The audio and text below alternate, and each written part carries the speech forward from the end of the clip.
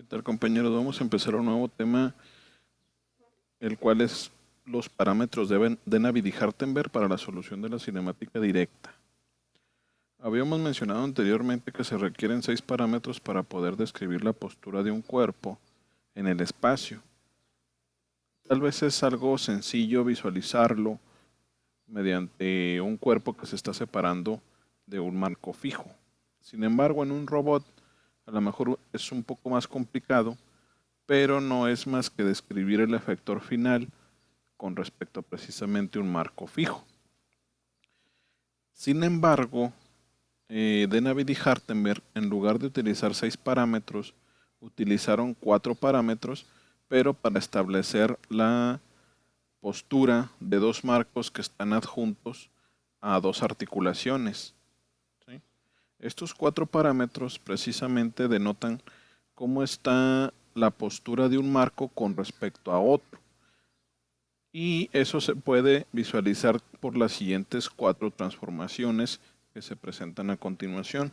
La primera transformación homogénea está denotada nada más por solamente una parte rotacional, es decir, solamente rotamos con respecto al eje Z un ángulo θ. Después, la siguiente transformación denota un desplazamiento sobre el eje Z, una cantidad d. Después se hace otra traslación solamente lineal sobre el eje X, que en realidad ahorita quedó en esta orientación del eje X nuevo, por así llamarlo, una distancia A. Y después se realizó, por último, una transformación homogénea que solamente tiene parte rotacional con respecto a ese eje X, una cantidad alfa. ¿Ok? Al hacer la multiplicación de estas matrices de transformación homogénea, nos queda la siguiente fórmula, que es la que indica cómo se encuentra en realidad la articulación J con respecto a la articulación J-1. Bueno, eso quiere decir que mediante una secuencia de 4 transformaciones podemos describir los sistemas coordenados de dos articulaciones siempre y cuando satisfagan las siguientes propiedades. X1 debe de ser perpendicular a Z0. Y además, X1 debe de intersectar a Z0. ¿Sí? Esas son las dos condiciones que se deben de satisfacer. Van a existir 3 posibles arreglos de los ejes articulares, pero antes vamos a tomar en cuenta los siguientes pasos. Vamos a suponer un caso sencillo en el cual se cuenta con un robot de 2 grados de libertad planar. Las articulaciones y los eslabones se enumeran de tal forma que si la articulación 1 se mueve, quiere decir que el eslabón 1 se mueve. Si la articulación 2 se mueve, quiere decir que el eslabón 2 también se va a mover. ¿Ok?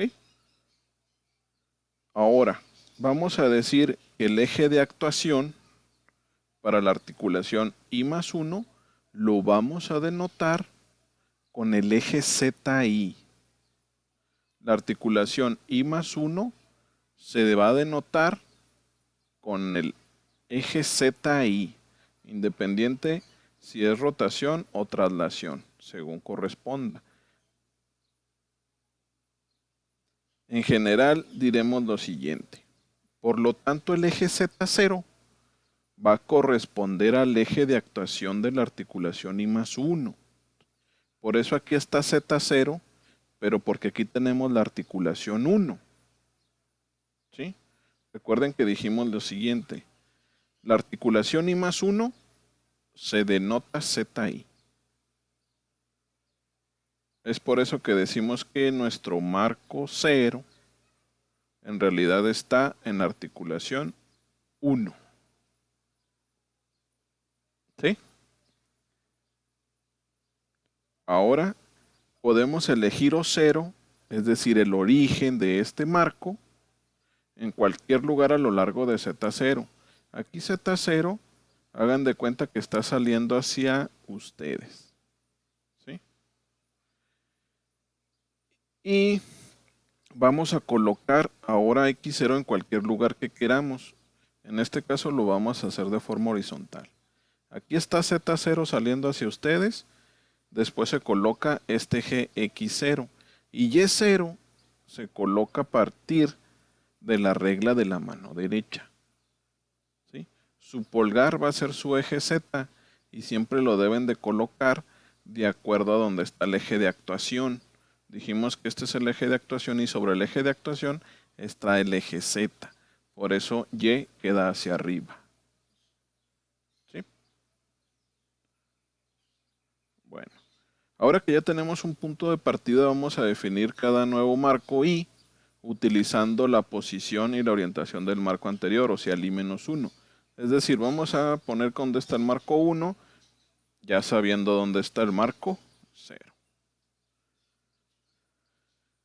Ahora recuerde que hemos definido cada ZI como el eje de rotación o traslación. Como aquí tenemos una articulación rotacional, el eje Z también va a salir de esta articulación, va a salir hacia ustedes. ¿Sí? Ahora, hay tres casos que tendremos que abordar para decidir cómo elegir los orígenes de esos marcos y los otros vectores unitarios X, Y y Y. Con respecto a los que son ZI, ya nada más vamos a depender de dónde está el eje de actuación precisamente. Como este es el caso, vuelvo a repetir, como este es rotacional, el eje ZI sale hacia ustedes. Esos tres casos son los siguientes. En el caso 1, quiere decir que se va a presentar cuando ZI-1 y ZI son coplanares. ¿Qué quiere decir eso? Dos vectores en el espacio tridimensional son no coplanares si no puede estar en el mismo plano. Por ejemplo, considere estos dos vectores que se encuentran aquí.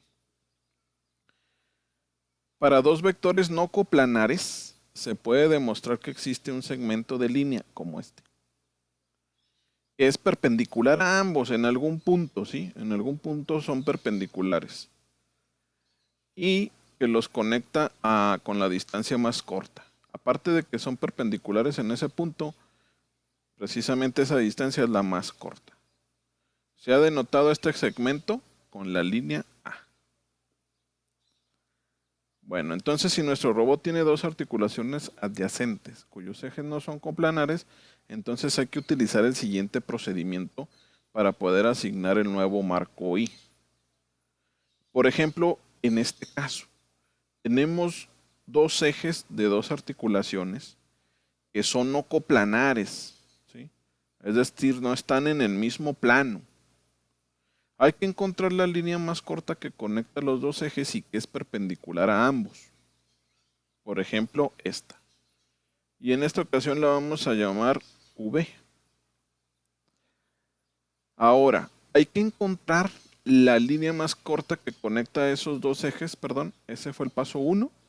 Y el paso 2, el punto donde va intersecta ZI, es decir, a esta. Recuerden que este es ZI-1.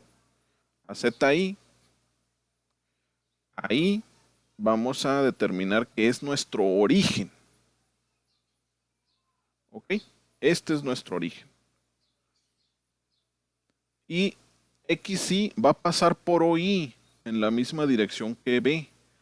Es decir, que XY va a ir hacia esa dirección que se encuentra acá. ¿Sí? Y ahora nada más falta determinar YI, pero YI, a partir de que ya tenemos ZI y XY, este YI nada más se define por la regla de la mano derecha. Y se acabó. En el caso 2, cuando tenemos dos ejes que son paralelos, ¿sí? Estos dos ejes son paralelos. Tomando en cuenta el ejemplo anterior del caso 1, si nosotros denotáramos una línea en la cual fueran coplanares, esta tiene un infinito número de normales, ¿sí? Entonces nosotros podemos definir cualquiera de esas líneas, ¿no?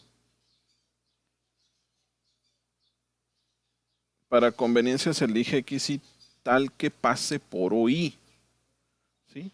Recuerden que pasaba por UI. Entonces, esta línea que está aquí, ahora se va a determinar acá. ¿Sí? Porque XY tiene que pasar por esta de aquí. Entonces hay que encontrar la línea más corta que conecta ambos ejes, que era el mismo paso 1 del caso 1. Y el punto donde B intersecta ZI, pues ese va a ser OI. XY se coloca en OI, en la misma dirección de B. Y se define con la regla de la mano derecha.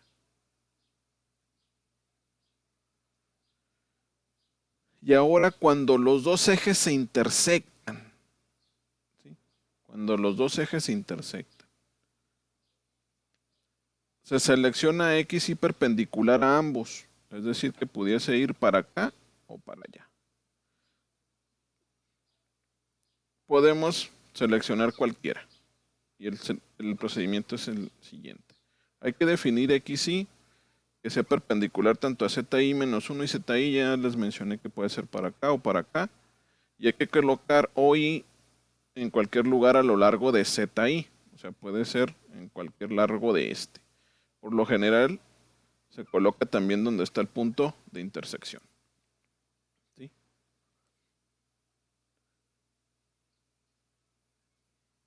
Y al final, YI se define igual con la regla de la mano derecha. Espero les haya gustado la presentación y nos vemos en los siguientes videos que consistirán en los ejemplos.